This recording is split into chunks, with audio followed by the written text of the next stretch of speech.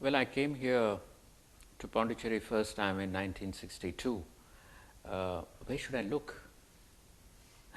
Yeah, okay. Yeah.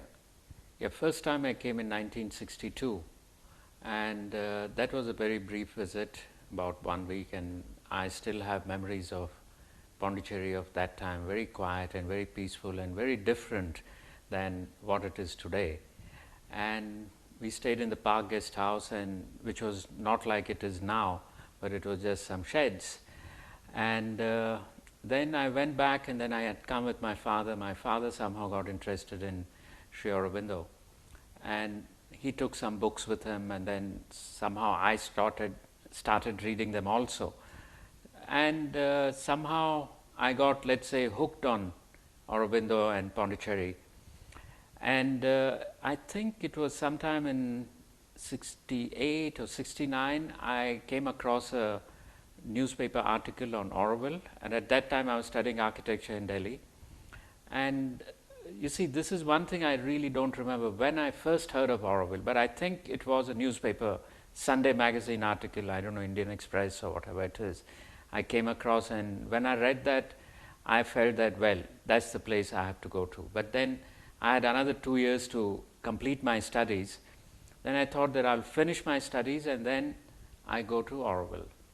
So I completed my studies, and before I finished, then again I came here for a visit in 1969, and that's when I saw the mother the first time. 62, I don't know, for some reason I think mother was not seeing, or we didn't know about it. We didn't try to even, we didn't have her darshan in 62, but in 69 I first time had the darshan of the mother, and I had come here for a week, and I also went around Auroville. But my really the main, let's say, what remains of that visit is memories of visits to Promise, seeing Pero and his team working in his house in Promise on different models.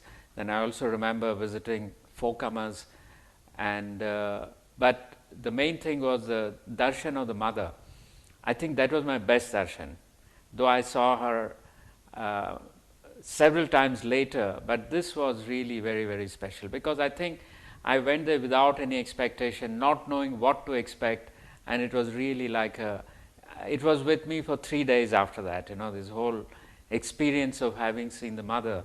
And that is, and also, but later I came and I joined in 71, when just this Bharat Niwas was beginning to be conceived. The architectural competition was announced and selected. This design, what you see partly realized today, was the one to be completed in a very short time. And otherwise, the architect's office, I worked with Roger in the beginning, and then it was in Pondicherry for nearly 2.5 years after I joined in 71. And we used to come out here to the site, and of course it was all barren, and there were just a few communities here and there, and Matrumandi was just the small hole beginning to be made. And then there was this the banyan tree, and there was a camp next to the Matrumandir, and then there was a few others scattered in and around. So we used to come by the bus. There was a person called Louis Swami, who was quite a character. He used to drive the bus. It was actually the school bus, and it also used to bring lunch to people who were working here. So it was like 3-4 times in a week we used to come by this bus, spend some time, and then go back to Pondicherry.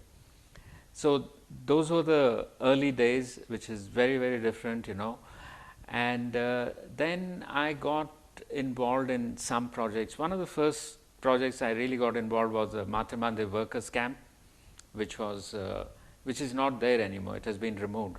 I don't know if anybody remembers that, but this was a Keith structure with about 15-20 rooms, and the construction had already started, but I was asked to do some details and then complete that.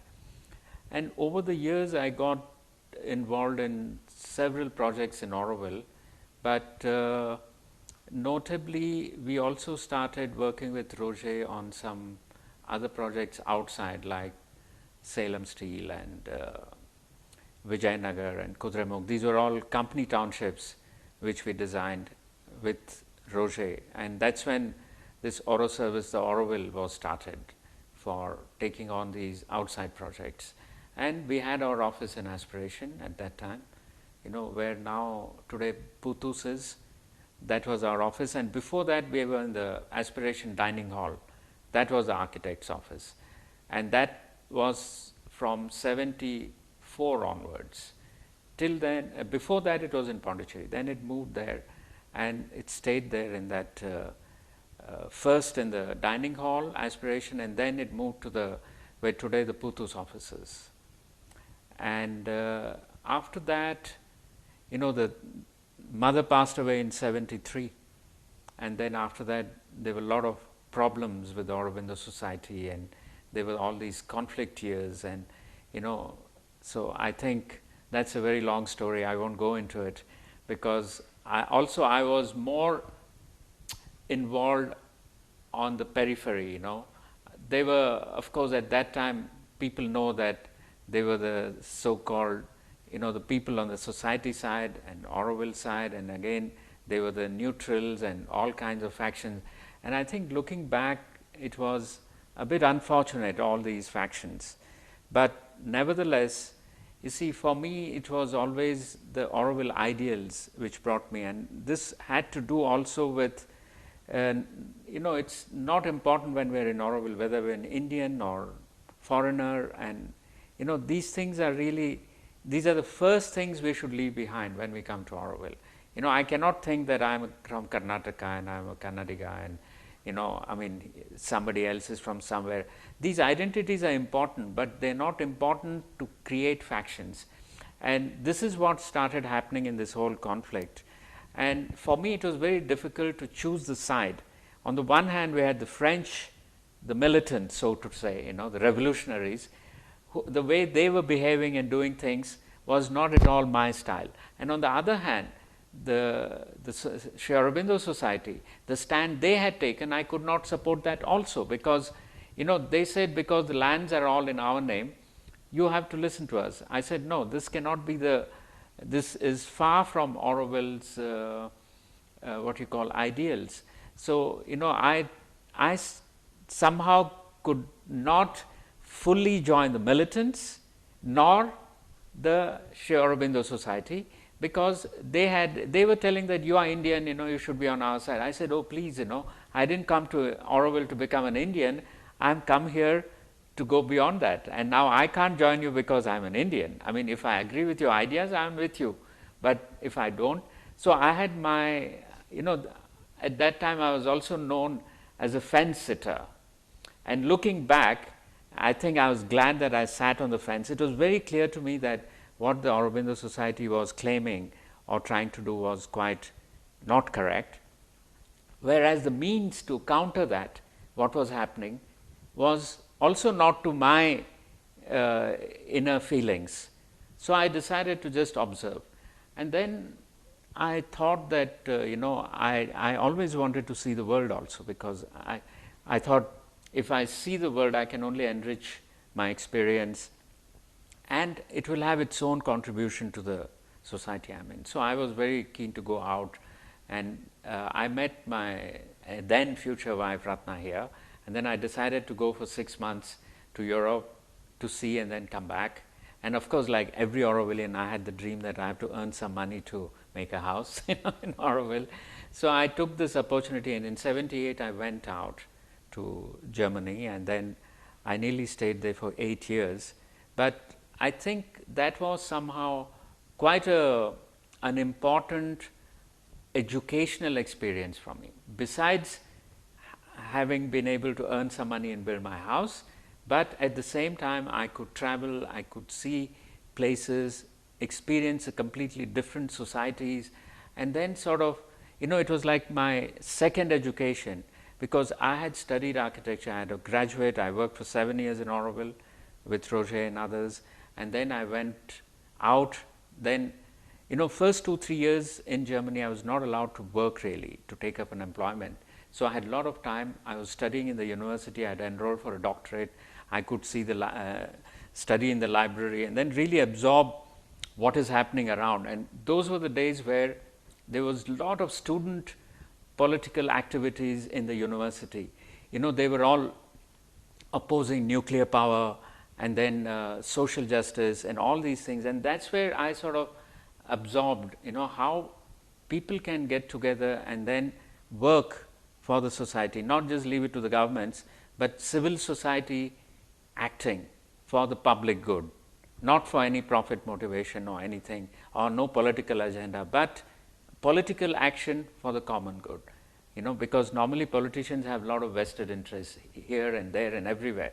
So people have to stand up and say what they think is right and what they expect. It's not easy, they don't always succeed, but then the message, and this was the time when the Green Party in Germany was really coming up. Later it became a very important political force.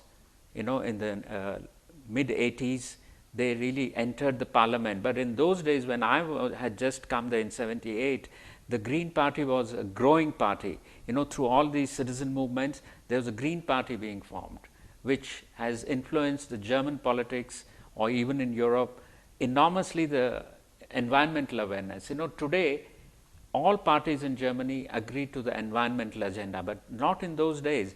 It is the pioneering activities of the citizens movements and the Green Party which created the ground in which environment could be accepted today as a fact, which has not yet happened in our country. We give lip service, we have environment ministry, and then the ministry is always passing all these projects because they give an environmental stamp and then even allow destruction.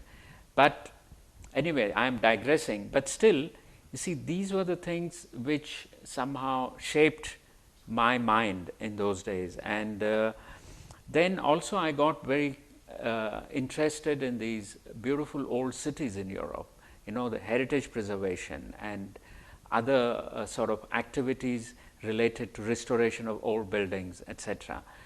And also I found that somehow that I started looking at cities in a very different way. Auroville, I came to Auroville because I wanted, I like nature and mountains or forests, but still I like cities very much. I think if I have a choice, I would live in a beautiful city. And now the question is, what is a beautiful city? This is a debated, and it's being debated in Auroville even today. And I think what has happened over the years is that we have really somehow we debate more and then we discuss more, we write a lot of reports, but what we actually come up with is very poor. I mean, I'm not talking about Auroville, it's all over the world.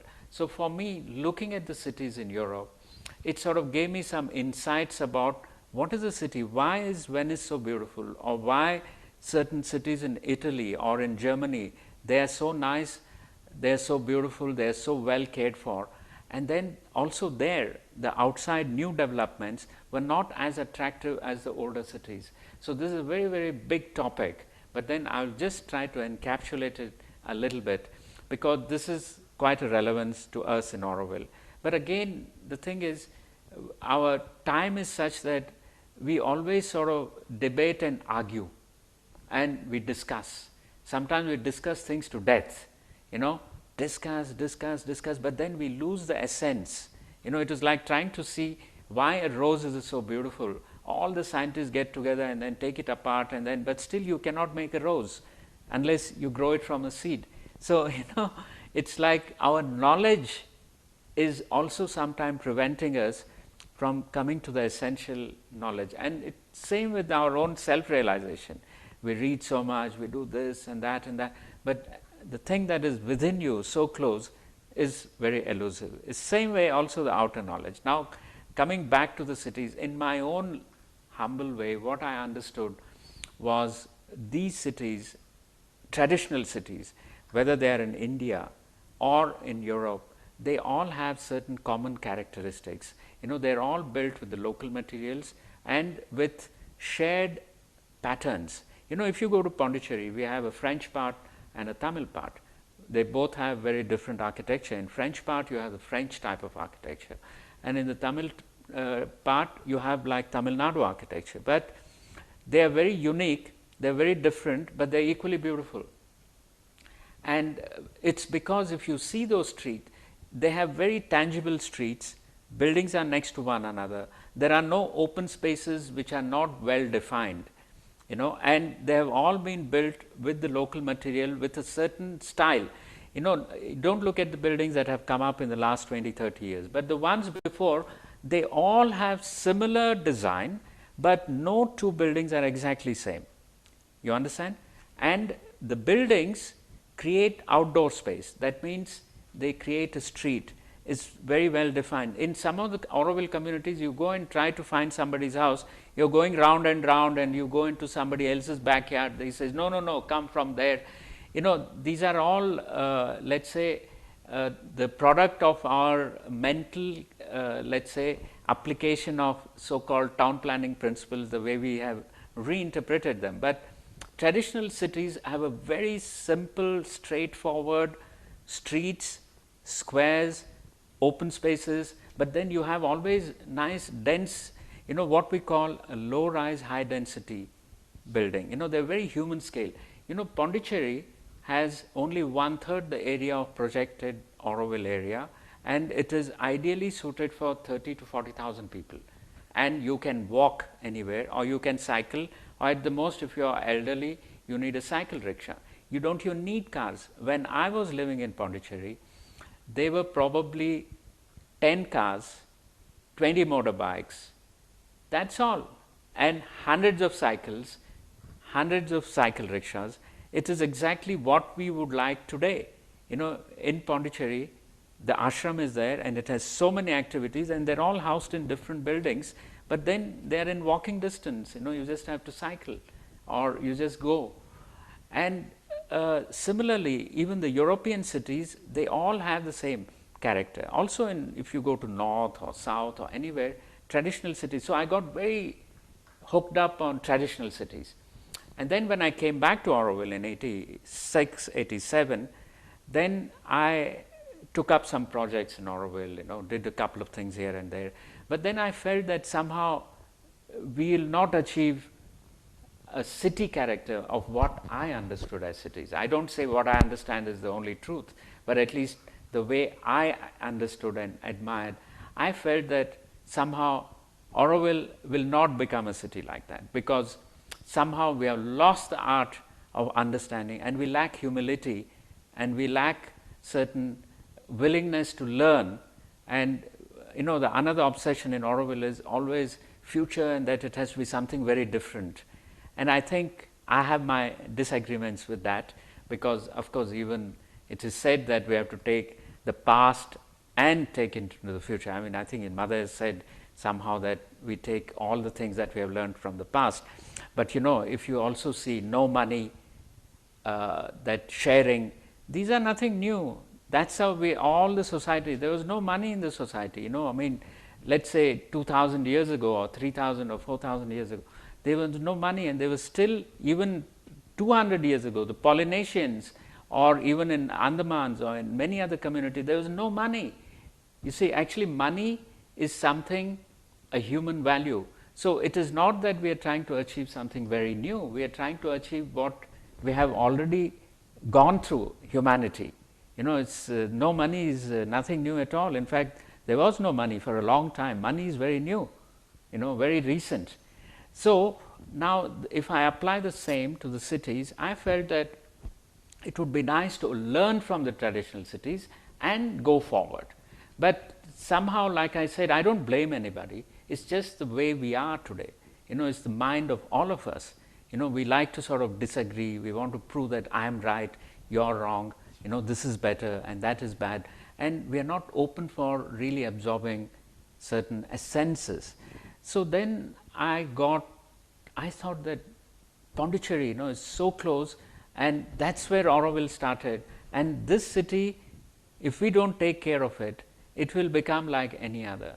And then I met some people there, and then there was this organization called INTACH, you know, Indian National Trust for Art and Cultural Act. I started working with them, living in Auroville, but then I was working with them, you know, doing a listing of these beautiful buildings in Pondicherry in the Tamil and in the French style, and then dealing with the government, and then I was like a volunteer, and then I got into actual some restoration projects, and then since about 10-12 years I've been fully involved in INTACH. Some people know about it, and for me it had different reasons. First of all, I thought there are a lot of architects in Auroville and they are trying to do their best, and there are enough people to take care of Auroville's interest.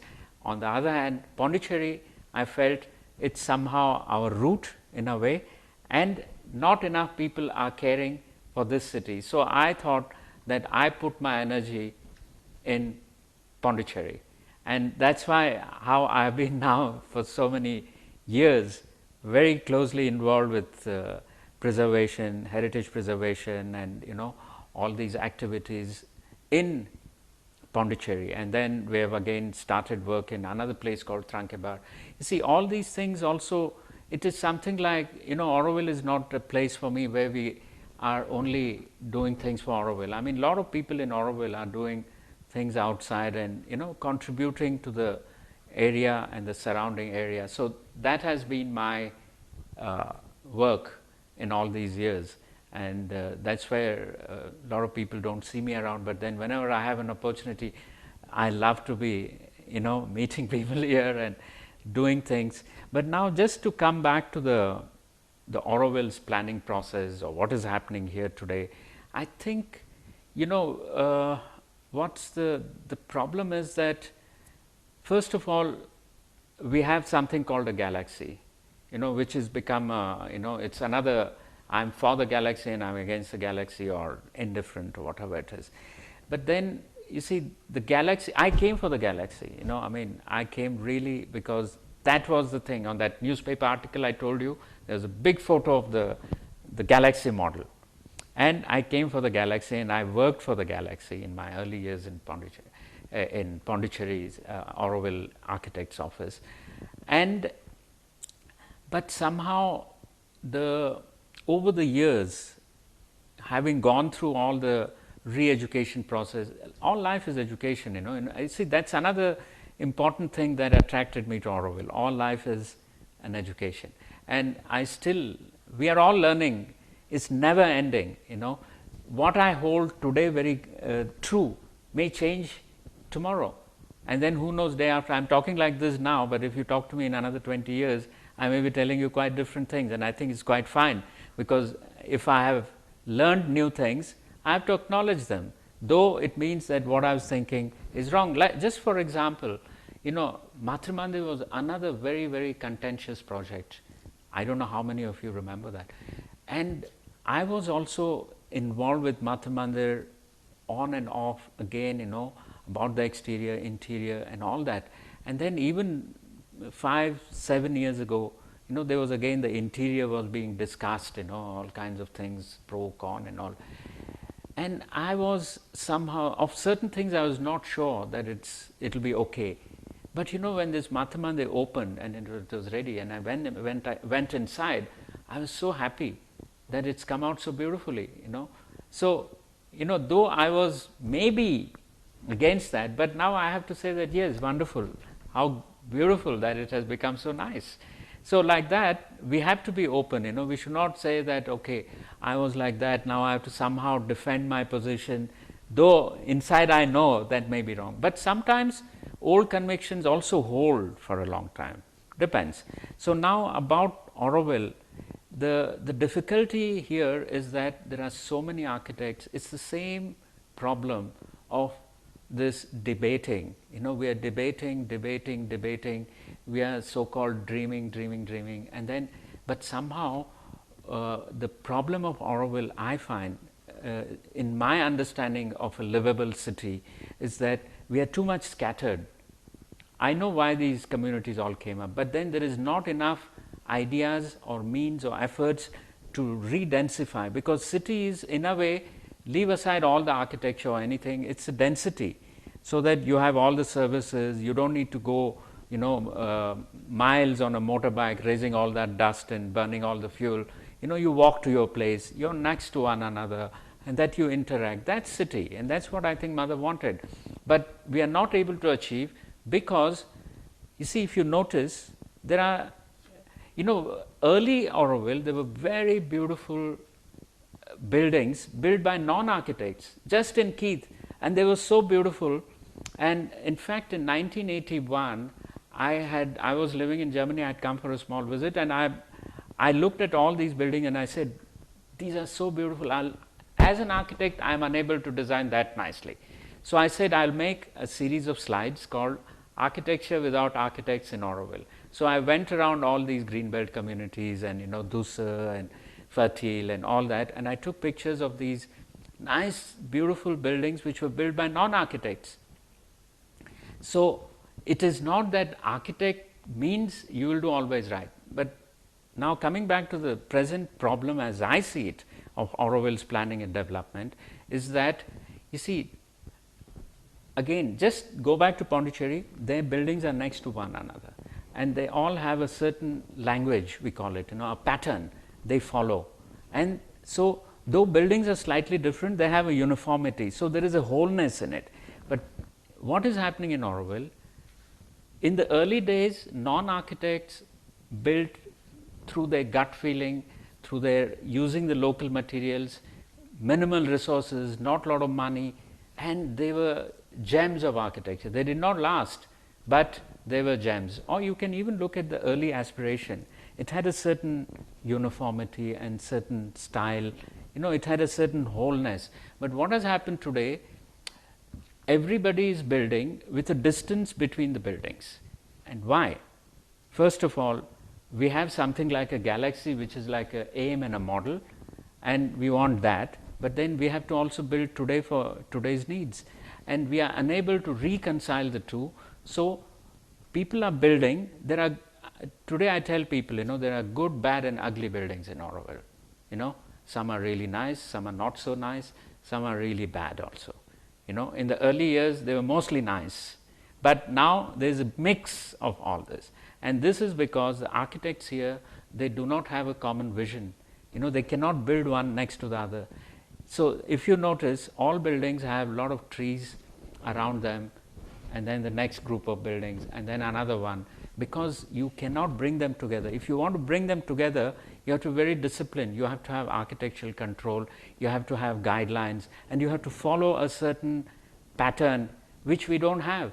So with the result that in, let's say, 20 years ago, the buildings were individual buildings, scattered, but now groups of buildings are coming up scattered. So somehow this is one of the reasons. And then the other reason is that, we have to be involved in the development that's happening around us, and somehow we are too concentrated. We don't know what's happening in Koilapalem, Erian Chowdi, in all these villages. Right now they're cutting all those trees, tamarind trees in Koilapalem, and also there are all kinds of buildings and housing estates coming up. And I feel that instead of saying no to all these projects, Auroville architects and planning people should give them guidance. You want to do this development? Not really good, but let's do it together so that it becomes better. Give them free advice. That's what we are doing in Pondicherry with all these buildings. We negotiate with the people, we talk to the people so that what comes up has a certain harmony.